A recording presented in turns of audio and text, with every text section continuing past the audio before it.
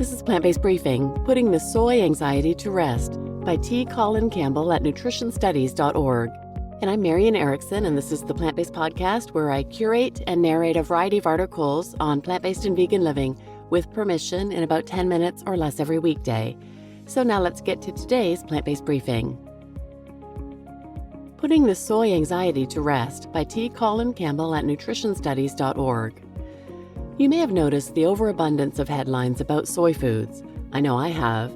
It's been a regular subject in the popular press for decades. Here are just a few examples published in recent months. Is tofu good for you? Tofu is still a popular alternative to meat, but is it actually good for you? Here's what the science says. Does breast cancer feed off soy? Does soy cause breast cancer? Is soy bad for you, or is that just a random health rumor? RDNs weigh in. Articles like these illustrate a deeply entrenched anxiety about soy in our society. Is it healthy? How does it affect this or that condition? Is it inappropriate for certain stages of life? In what form is it healthiest? What are the differences between tofu, tempeh, or edamame? Does soy milk have a feminizing effect on men? What I find strange, though, and the reason I describe these stories as overabundant, is that the science is far less inconsistent than the headlines suggest. All of these articles listed above reach essentially the same conclusion. Despite so much fear-mongering, natural soy products, natural as opposed to isolated soy ingredients or supplements containing isolated nutrients from soy, consistently show a protective effect against many of the very same things they're accused of promoting. How did the popular narrative become so backward? One reason might be the variability of studies. Studies on soy protein powder may yield different results than studies on highly processed meat replacements, much less edamame. But can that fully explain the chasm separating the evidence and the myths so commonly regurgitated? Remember, it's not just that many of the fears about soy are unfounded, but also that the body of evidence shows an opposite effect. When was the last time you saw an article published in the New York Times titled, "Broccoli, it's good for you, but is it?" The treatment healthy foods like broccoli normally get, and which the evidence suggests soy should get too, is more like, it's good for you, but how good? It's also noteworthy that the benefits of soy are not a recent discovery. Take heart health as an example.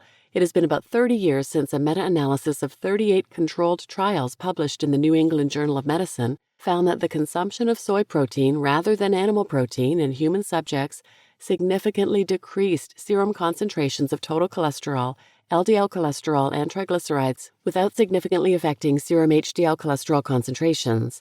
These findings have since been replicated. Whenever the FDA reappraises soy status as a heart-healthy food, as it did in 2010 and 2019, more analyses and meta-analyses supporting soy's cardioprotective effects rise to the surface. In light of the persistent confusion about soy and the continued interest in its effects on cardiovascular health, I'm reminded of the data from our China project. As the leading consumer and one of the leading producers of soy products worldwide, China is an appropriate place to investigate the effects of soy. First, to recap, our survey included a total of 65 mostly rural counties across the country, with 2 villages of 50 families each surveyed in each county.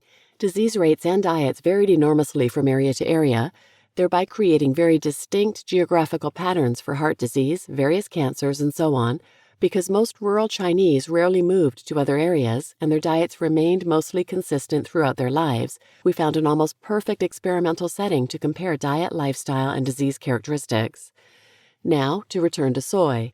Although we did not measure the consumption of soy products independently of other legume intakes, I do not believe this compromises the question very much. I estimate that soybeans, tatao in the Chinese language meaning the greater bean, comprised about 80% of the total legume consumption. Average legume intakes across China were lower than expected, ranging from nothing in a few counties to 55 to 58 grams daily. Finally, I would stress that the potential cholesterol-lowering effects of soy protein itself are difficult to separate from total diet effects. Having said that, our data are consistent with the studies mentioned above. There's an inverse association between the amount of legumes eaten and bad cholesterol. As legume intake goes up, bad cholesterol goes down. We measured bad cholesterol as LDL and ApoB, and in the case of ApoB cholesterol, the inverse association was highly statistically significant. We also found an inverse association between legume intake and a couple of kinds of heart disease. Again, these associations were generally statistically significant. In a nutshell, the data from rural China are not as discriminating for soy protein effects as the controlled trials of the other studies were, such as those reported in the New England Journal of Medicine. Nonetheless, the project represents what can happen in practical conditions. While not astounding, we found that legumes, predominantly soy, were associated with lower blood cholesterol levels and lower heart disease rates. I discuss another remarkable feature of the data on cholesterol levels in the Future of Nutrition book, published in 2020. Quote, moreover, the rates of heart disease and other Western-type diseases clustered geographically, suggesting that regional dietary patterns played a significant role. This disease group, for example, heart disease, cancers, diabetes, common to Western countries, was highly correlated with blood cholesterol, which was in turn highly correlated with animal protein consumption. Western-type diseases appeared and began to rise as blood cholesterol rose, within a range of 88 to 165 milligrams per deciliter. That range of blood cholesterol corresponds to small amounts of animal protein consumption, about 1 to 12 grams per day. To give some perspective, we in the West tend to consume about 30 to 65 grams per day of animal protein, with blood cholesterol ranging from 150 to 300 milligrams per deciliter. In other words, even the most voracious consumers of animal protein in rural China were consuming about 10% that of Western countries. Yet even within that range of minimal consumption, we observed that animal protein contributed to increased mortality from Western-type diseases. It follows then that theoretically the most minimal disease risk would be characterized by a complete absence of foods containing animal-based protein, for example, a whole food plant-based diet, and a baseline blood cholesterol level of about 90 milligrams per deciliter. If that sounds shockingly low to you, you're not the only one. For decades, the Western blood cholesterol range of 150 to 300 has been considered normal. Most authorities today suggest that anything less than 200 is desirable. A graph of one of the most famous studies on heart disease and blood cholesterol, the MRFIT trial of 361,662 men, shows the same association between blood cholesterol and heart disease that we observed in rural Chinese villages. However, it shows this association with a much higher range, one considered normal by Western standards. That the Western data shows a still elevated death rate for older men at a quote-unquote low cholesterol level of under 182, about 10 cases per 1,000 deaths, suggests, when considered alongside the Chinese data, that an even lower range of cholesterol is possible. It also reinforces that heart disease can be effectively avoided by dietary and related means. Indeed, one rural county in China reported only one death from heart disease per 265,000 death certificates, unquote. I will conclude with this key takeaway. Although soy is often lauded as a good source of protein, 1 cup contains as much or more than a serving of meat, fish, or poultry, and may have impressive cholesterol-lowering effects, it remains, like all foods, just one part of a larger dietary lifestyle. There is significant evidence that many, if not all, plant proteins similarly lower cholesterol levels compared to animal proteins that increase cholesterol levels. This evidence is decades old. See details linked here. It would be a mistake to attribute the effects of a whole food plant-based lifestyle to a few select foods and their individual properties. Rather, whole food plant-based nutrition represents the synergistic relationship between all these foods, plus a corresponding absence of animal-based foods.